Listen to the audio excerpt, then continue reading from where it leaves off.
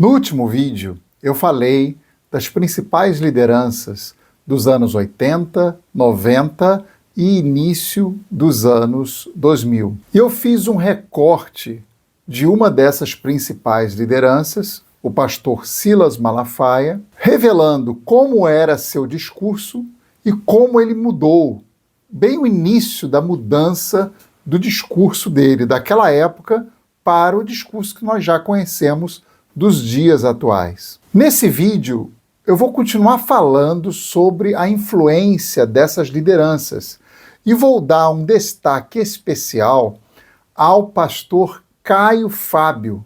Dentre todas essas lideranças que eu descrevi, ele e o pastor Silas Malafaia eram os mais conhecidos fora do eixo da Igreja Universal do Reino de Deus, que tinha a sua influência através dos seus programas de televisão. Então, esse é o assunto desse vídeo. Pastor Caio Fábio.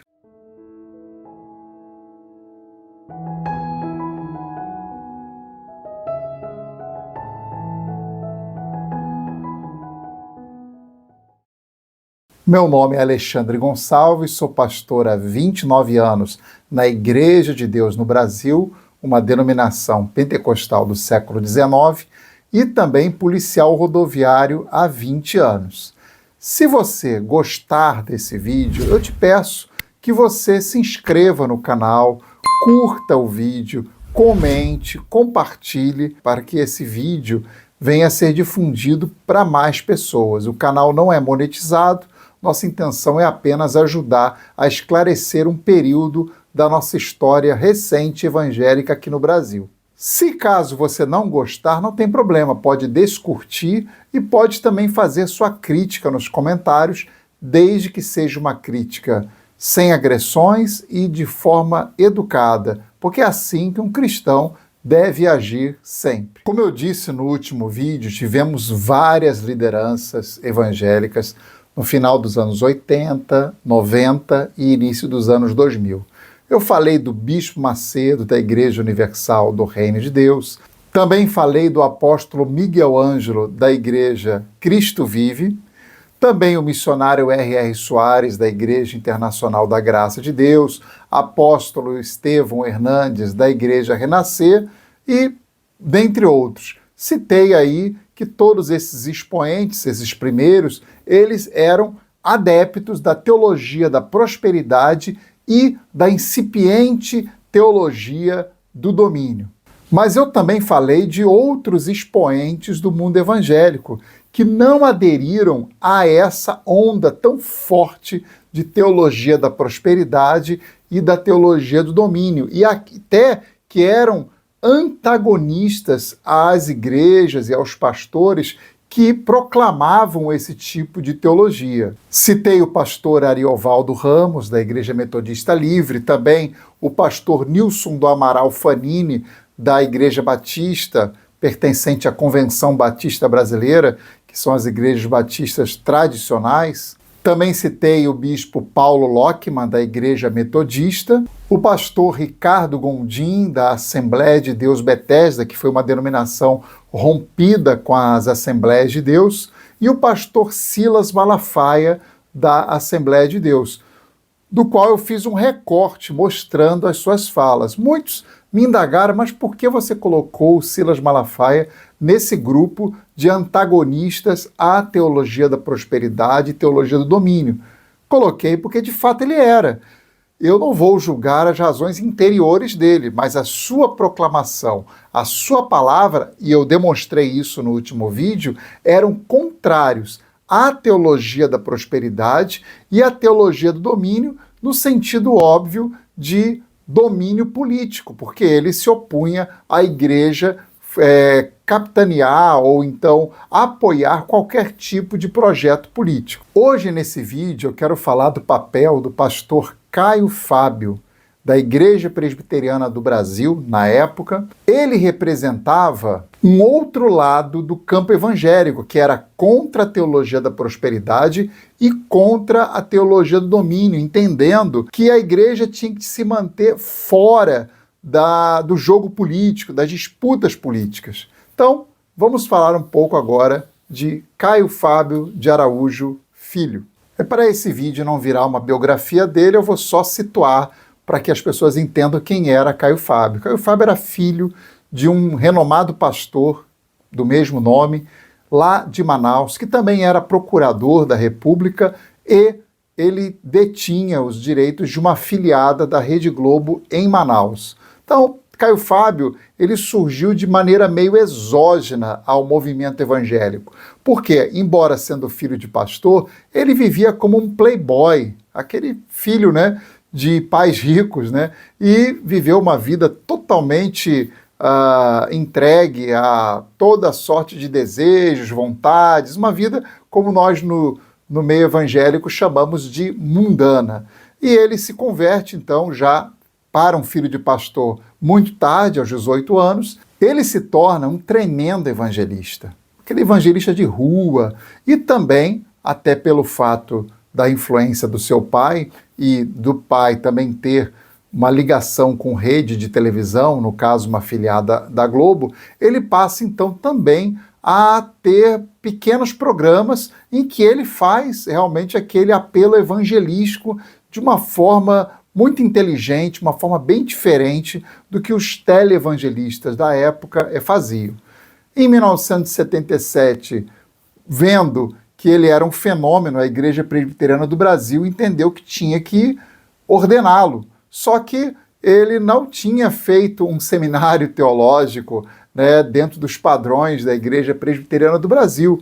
E aí, então, mesmo sem um seminário teológico, recomendaram que ele fizesse apenas uma tese. Ele fez uma tese, apresentou, e então, nesse ano de 1977, ele foi ordenado pastor. Então, aí um resumo de onde surgiu o pastor Caio Fábio. Como eu disse, ele era um excelente pregador. Ele criou um programa de TV que passava no Brasil inteiro e mais tarde criou sua própria TV, a TV Vinde, que era uma TV, na época havia várias TVs assim, que eram transmitidas via satélite para quem tinha, né, uma antena parabólica, e aí então ele transmitia os seus programas no Brasil inteiro, para realmente todos os dias, e se tornou um dos pastores mais conhecidos do Brasil. Na verdade, eu posso dizer que, tirando os pastores americanos, como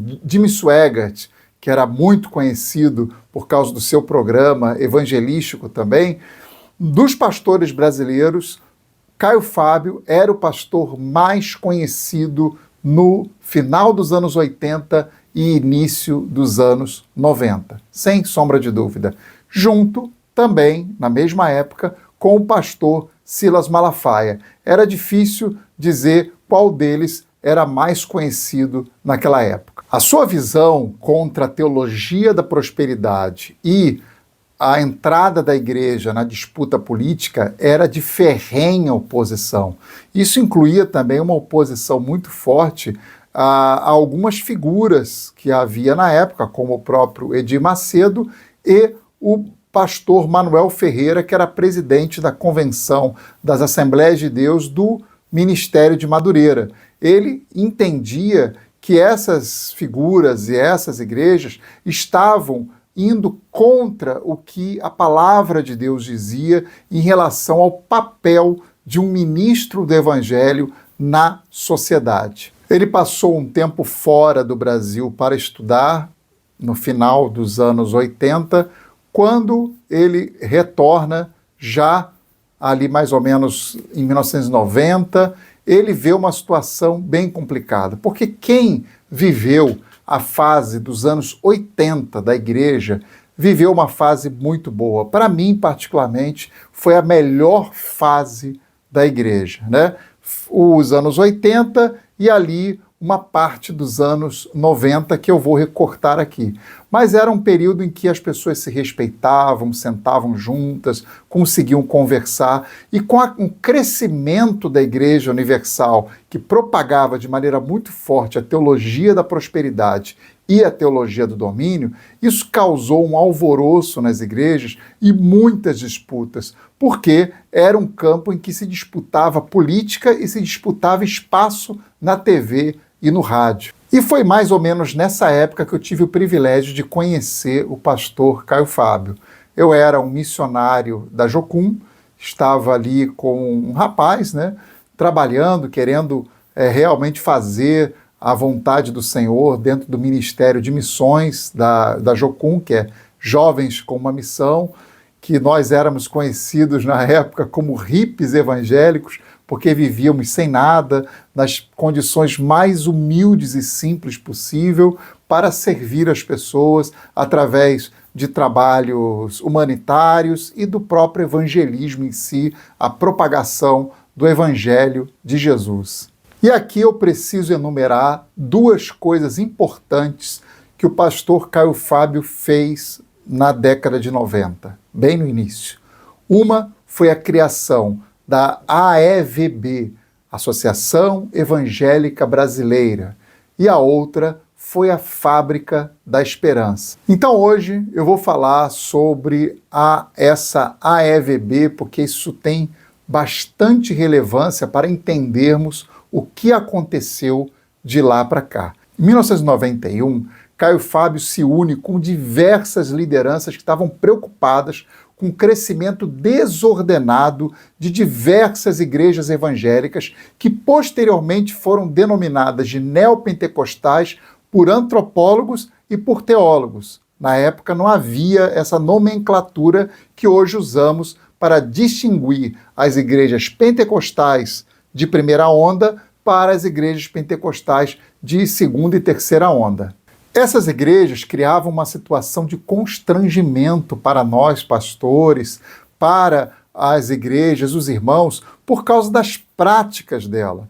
A Igreja Universal começou com práticas muito realmente estranhas e exógenas ao Evangelho, como venda de produtos que eles diziam que ali tinha um poder curador, a constante pedido de ofertas, uma atrás da outra. Interessante que isso eu estou me referindo ao Edir Macedo, mas o próprio Robert McAllister já na sua igreja, diferente das igrejas tradicionais da época e até as pentecostais, ele destinava mais de 30 minutos para falar de ofertas na igreja, quando que nas igrejas pentecostais mais tradicionais e nas igrejas reformadas, igrejas históricas, isso é uma parte do culto, uma parte pequena, em que a pessoa vai lá, entrega e pronto, e não há nenhum tipo de apelo ou constrangimento para que as pessoas façam. Mas essa prática neopentecostal começou porque havia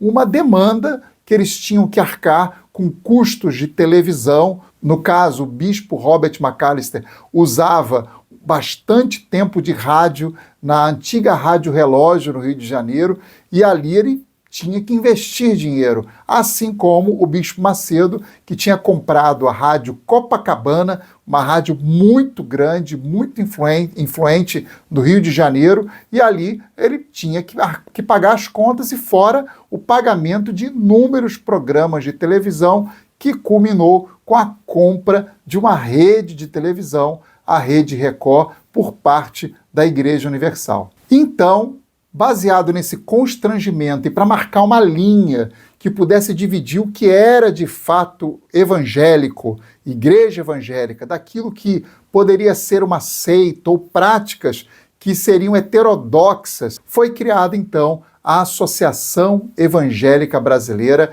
em 1991. Ela reuniu mais de 150 mil pastores, dentre eles eu também, e praticamente todas as denominações.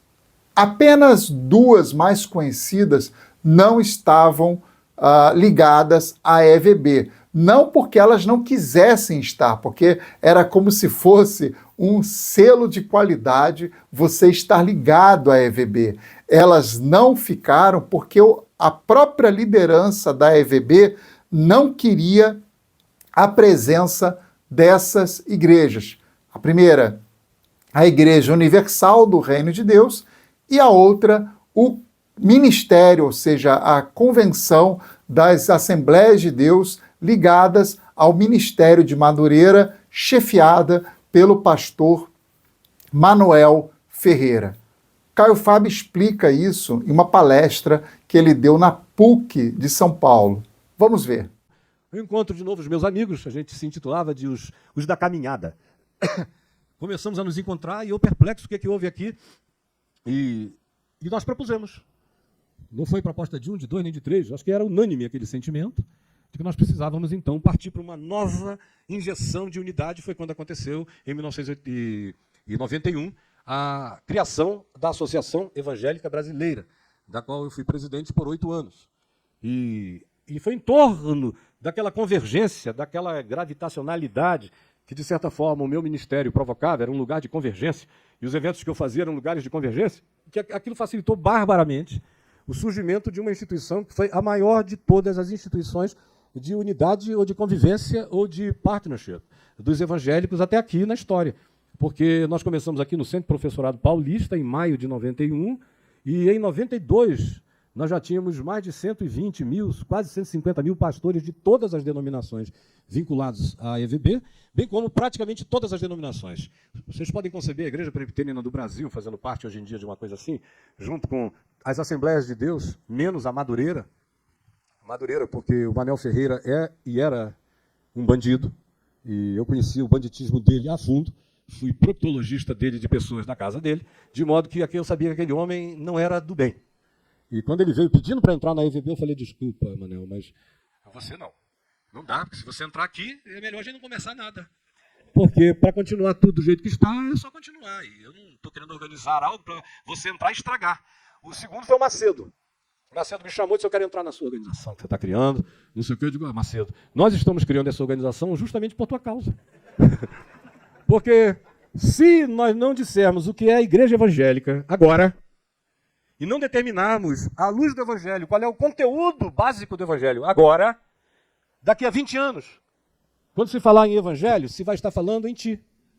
Com tuas barganhas, tuas mentiras, tua ausência de Cristo, de cruz, de arrependimento, de Jesus, de tudo isso. Assim, falei e falo. Um dos grandes marcos da EVB, que eu posso dizer, além do fato de ter, de alguma forma, dado uma limpada na bagunça que estava o meio evangélico já no início dos anos 90, foi a criação do Decálogo do Voto Ético Evangélico.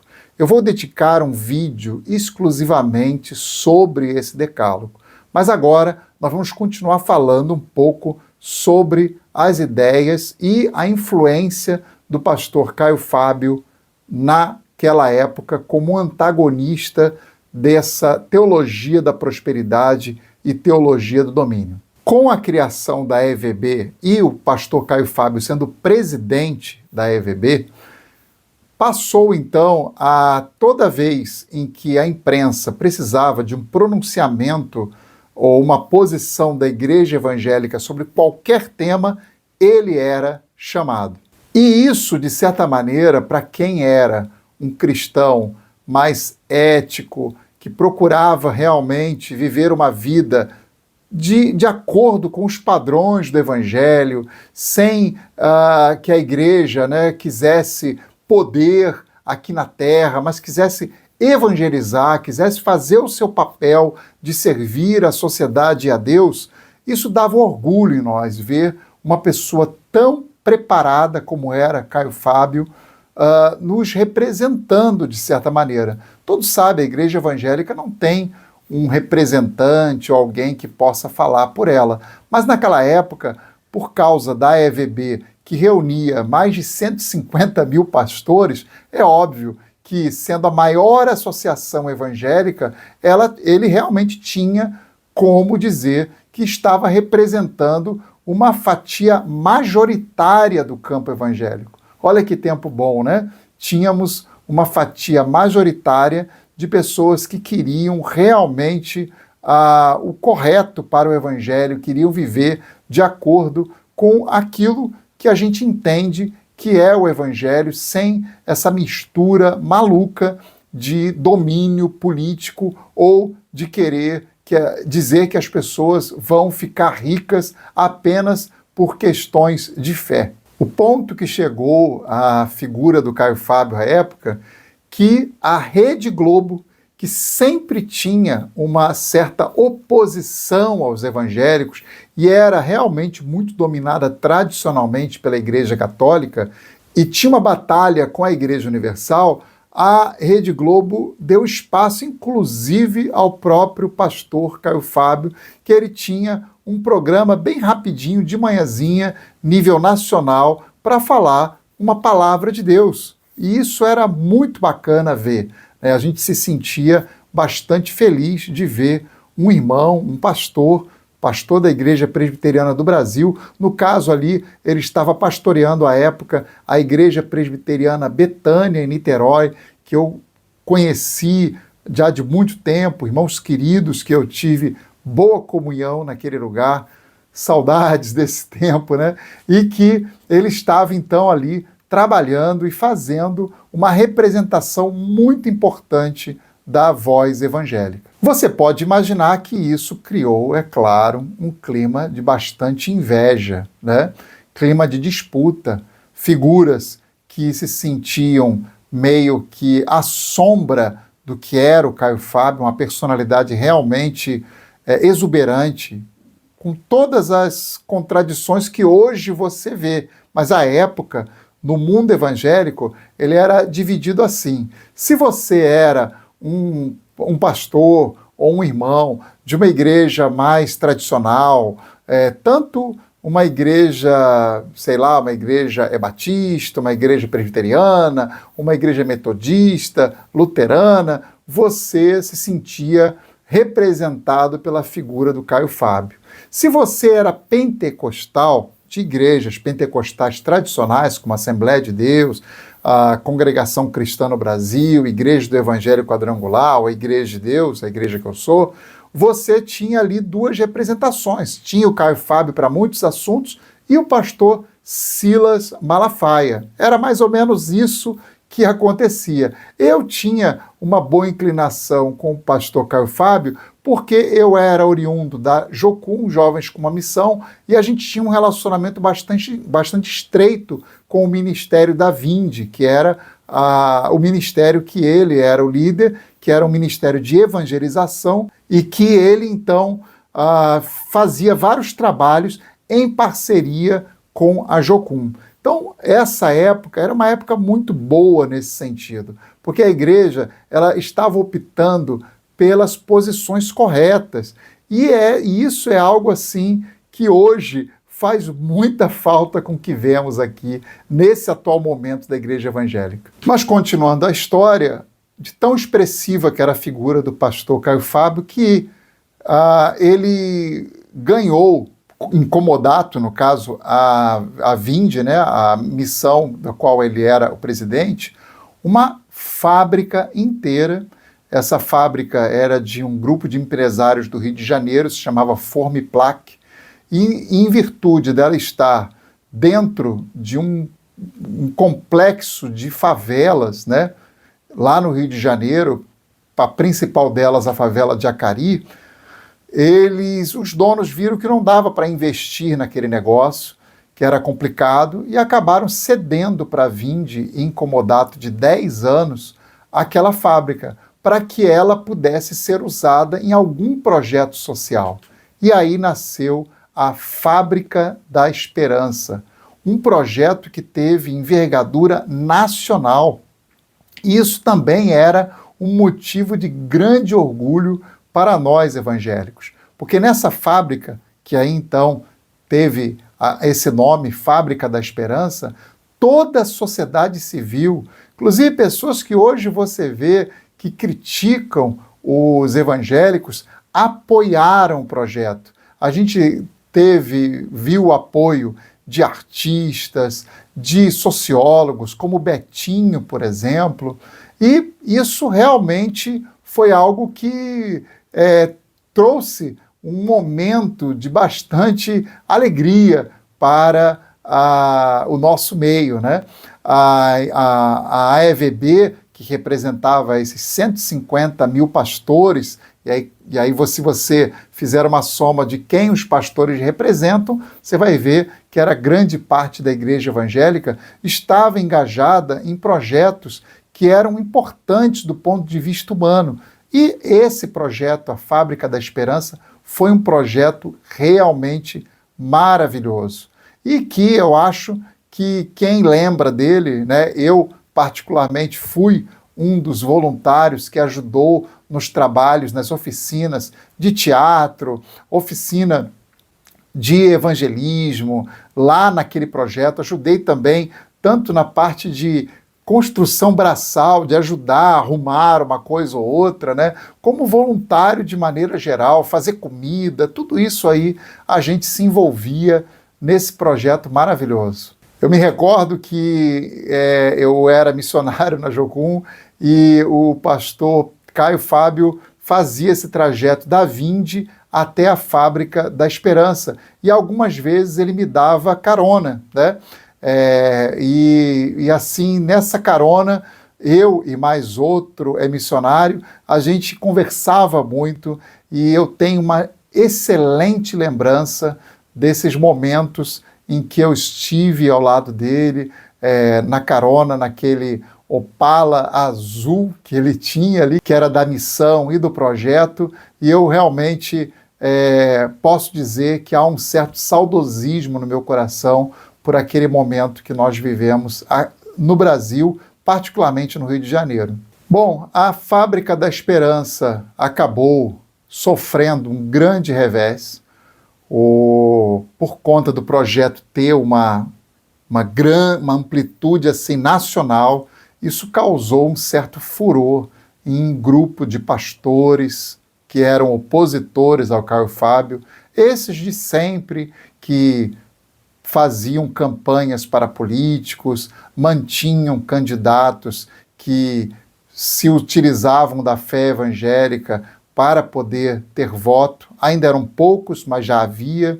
E então conseguiram criar um complô junto com o governador da época do Rio de Janeiro, Marcelo Alencar, para tentar constranger o ministério do Caio Fábio e o trabalho da Fábrica da Esperança. Em dado momento, a Polícia Militar foi acionada para entrar na Fábrica da Esperança e fazer uma busca de drogas. Segundo eles tinham uma informação. Acharam 2 quilos de cocaína dentro de um dos galpões que ainda não estavam sendo utilizados, porque eram 54 metros quadrados de construção. Então havia ainda muitos projetos a serem feitos, então muitos galpões ainda não estavam sendo utilizados.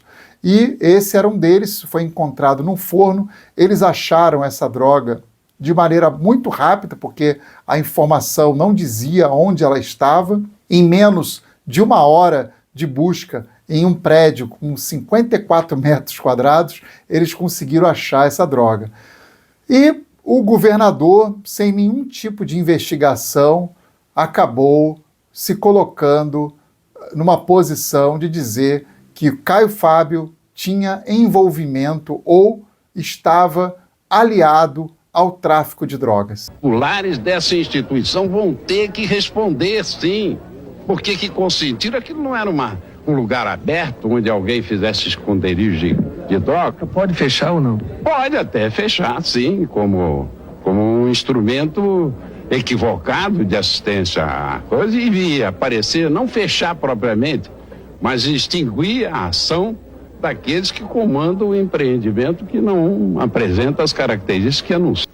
A diretoria da fábrica ainda está atordoada com os acontecimentos. Numa área de 55 mil metros quadrados, a busca da PM demorou menos de 1 hora. Pois bem, depois dessa declaração triste, ocorreu algo muito interessante. A sociedade na época, tanto as igrejas evangélicas, quanto a sociedade civil, artistas, alguns políticos, fizeram uma manifestação nas ruas em apoio ao projeto da Fábrica da Esperança e ao pastor Caio Fábio.